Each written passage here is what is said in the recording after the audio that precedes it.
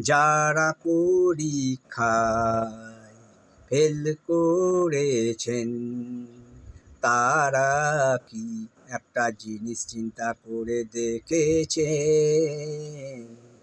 ফেলের শব্দের অর্থটা কি?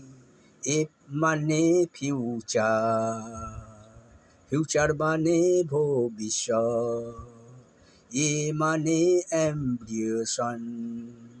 অ্যাম্বিশন মানে লক্ষ্য। আয়েতে ইমপ্রুভমেন্ট মানে উন্নতি। এলেতে লাইফ মানে জীবন।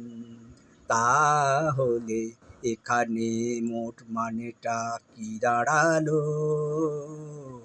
ফেল করার মানে হলো ভবিষ্যৎ জীবনে উন্নতির লক্ষ্য।